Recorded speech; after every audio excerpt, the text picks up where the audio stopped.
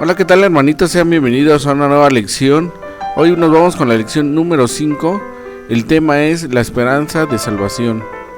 Dice, la relación de Dios tiene como último fin nuestra salvación. Iniciamos la lección. Al final de la lección anterior contemplamos la caída del hombre, llevada del mal consejo de Satanás.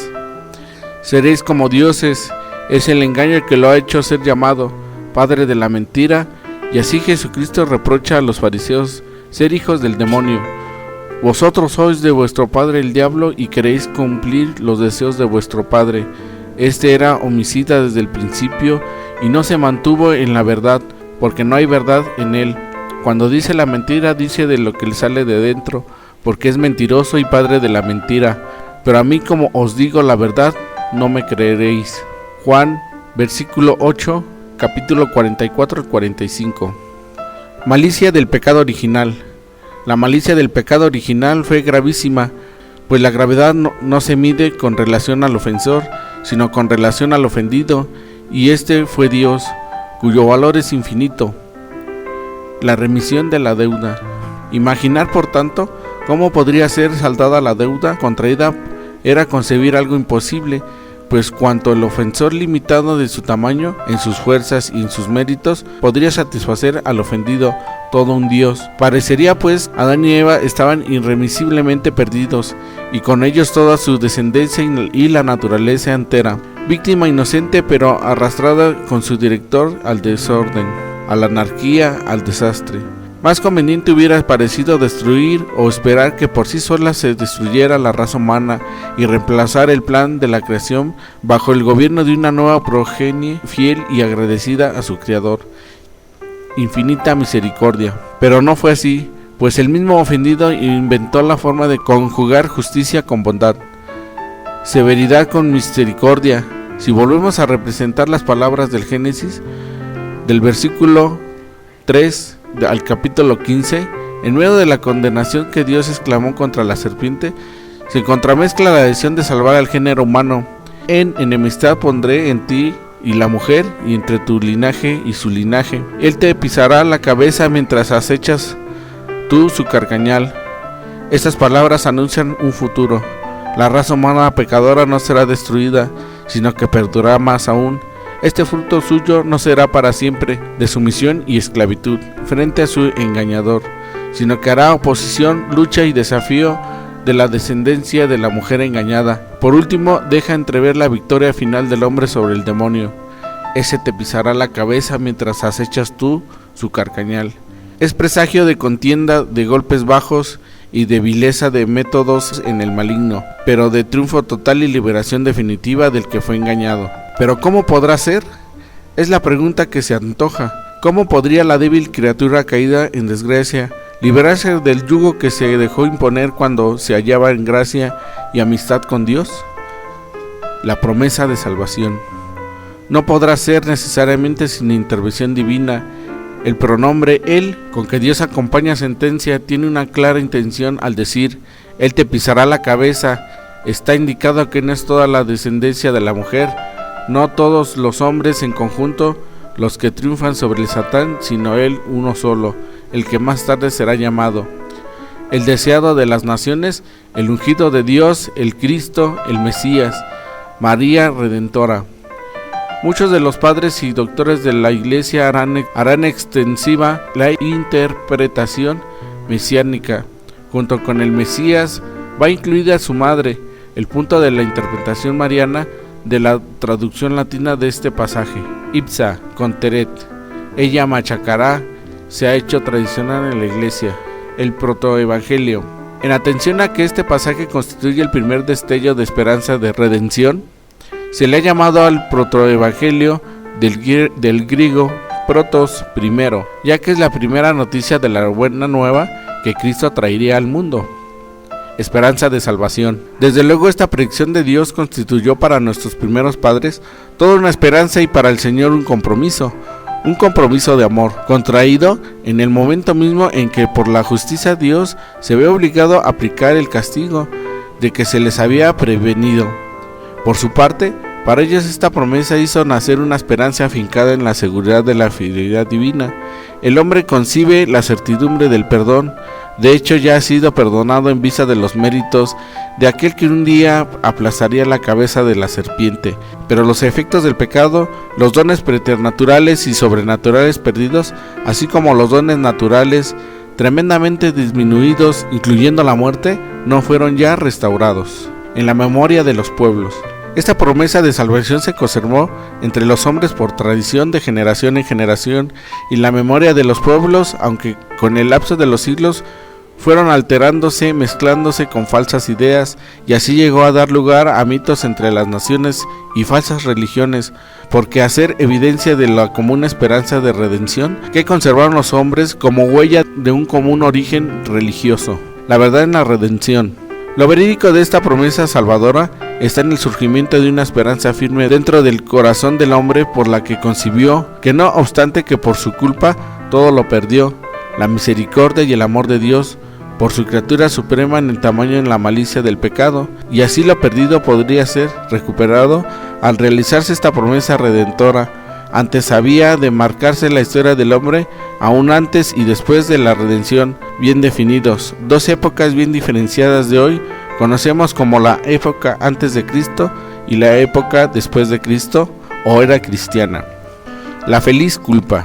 De este modo, siendo como fue, tan grande la culpa del hombre, por obra de la misericordia divina, pasa de la ruptura por el pecado a la reconciliación bondadosa, la cual llega a producir la estrechez en la relación Dios-hombre, al punto de que la sola persona de Jesucristo se funden la divinidad y la humanidad, al realizarse en el Hijo de Dios, de que la naturaleza divina asumiera a la naturaleza humana, para ser él a la vez verdadero hombre sin dejar de ser verdadero Dios.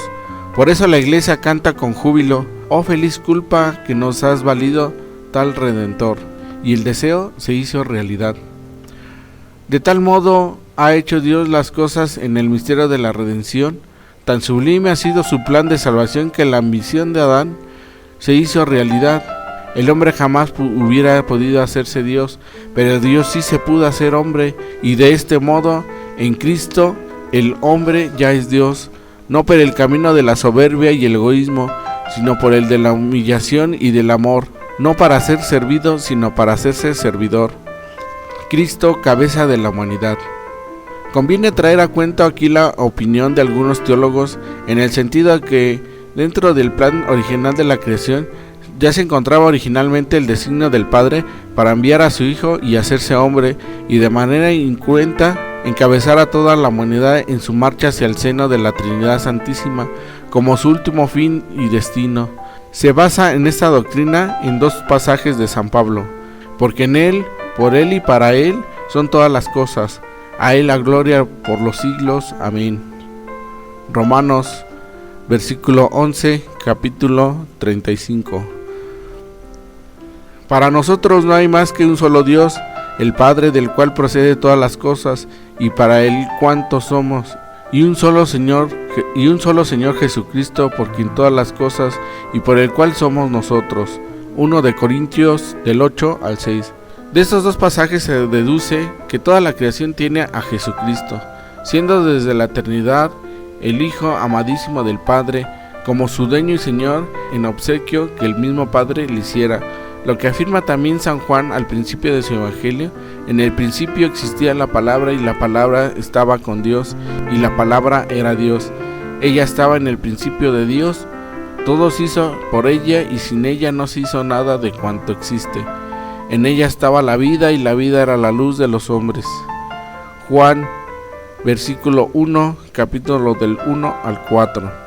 Habida cuenta de que el Hijo es la palabra del Padre como su expresión e imagen, y Jesucristo es la palabra hecha hombre, se comprende que todo al fin se resumirá en Cristo, y por Él todo ha de llegar al Padre. Es la imagen de Dios invisible, primogénito de toda la creación, porque en Él fueron creadas todas las cosas, en los cielos y la tierra, las visibles y las invisibles, los tronos, las dominaciones, los principados, las potestades. Todo fue creado por Él y para Él. Él existe con anterioridad a todo, y todo tiene en Él su consistencia. Él es también la cabeza del cuerpo, de la iglesia.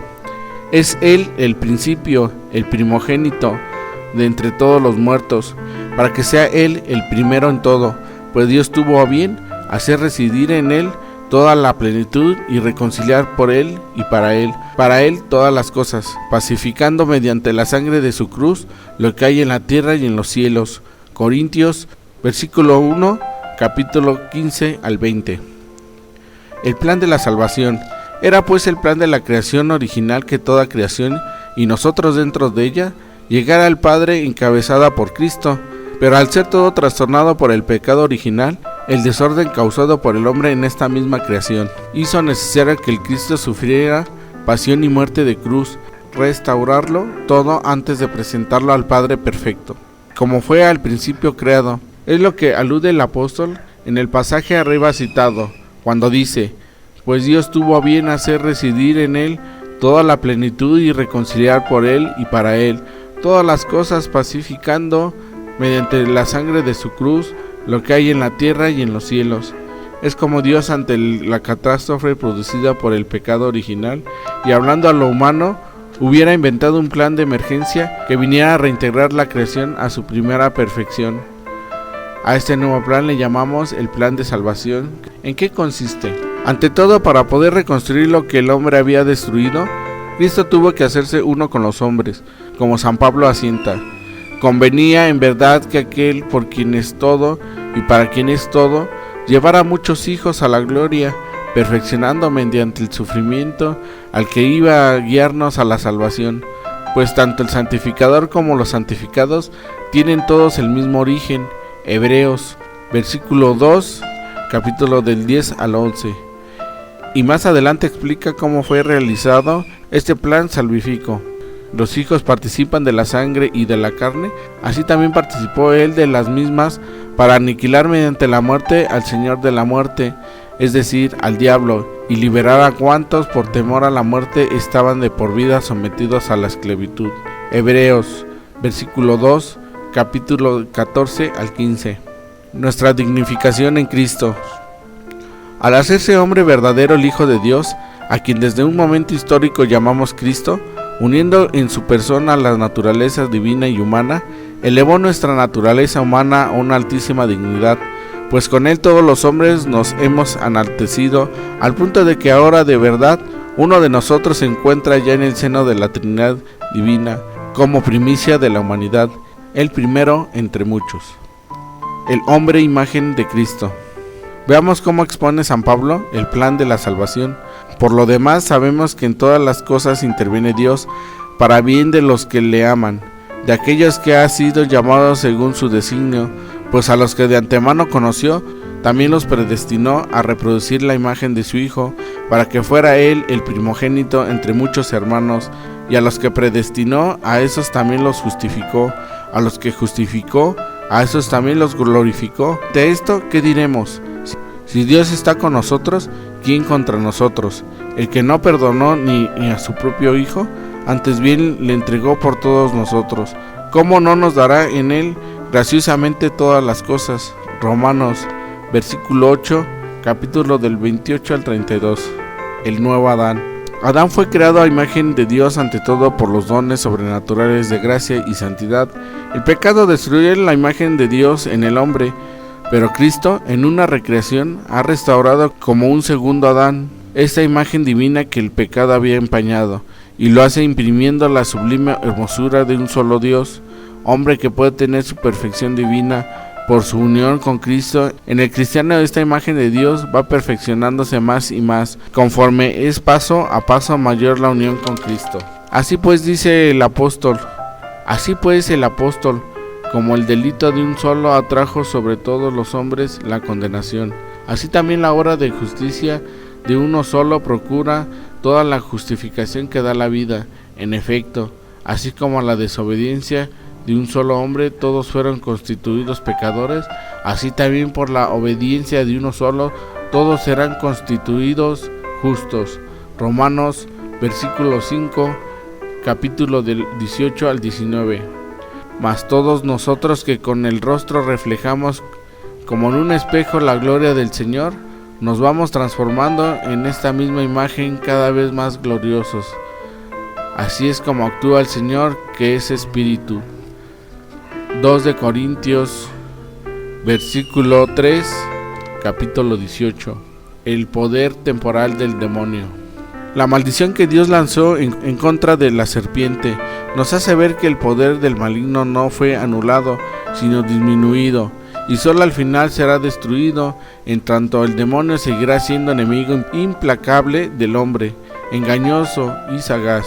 Con mucho más poderoso, aprovechará la debilidad en que quedaron la inteligencia y la voluntad, y la concupiscencia desordenada de la carne, potencias del alma vacilantes y apetitos del cuerpo, enardecidos e indóciles, para tender de continuo sus lazos. Contra esto nos previene San Pedro: sed sobrios y velad. Vuestro adversario el diablo ronda como león rugiente, buscando a quien devorar. Resistidle firmes en la fe, sabiendo que vuestros hermanos que están en el mundo soportan los mismos sufrimientos.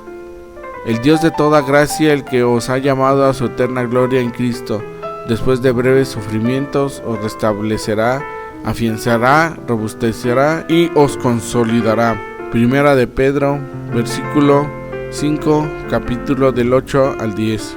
El auxilio de Dios. El hombre por su parte nunca estará en situación de no poder defenderse, ya que de Dios sería injusto permitir una prueba que él no pudiera superar. ¿No habéis sufrido?, expresa San Pablo, tentación superior a la medida humana, y fiel es Dios que no permitirá seas tentados sobre vuestras fuerzas, antes bien, con la tentación nos hará modo de poderla resistir con éxito. Por eso, queridos, huid de la idolatría. 1 de Corintios, versículo 10, capítulo del 3 al 14. Y más adelante nos habla de su propia experiencia de hombre que lucha para salvarse, y por eso, para que no me engría con la sublimidad de estas revelaciones, fue dado un aguijón a mi carne, un ángel de Satanás que me abofetea para que no me engría. Por ese motivo 3 veces rogué al Señor que se alejase de mí, pero Él me dijo: que mi gracia te basta, que mi fuerza se muestra perfecta en la flaqueza. Por tanto, con sumo justo seguiré glorificándome sobre todo en mis flaquezas, para que habite en mí la fuerza de Cristo. Por eso me complazco en mis flaquezas, en las injurias y en las necesidades, en las persecuciones y en las angustias sufridas por Cristo, pues cuando estoy débil, entonces es cuando soy fuerte.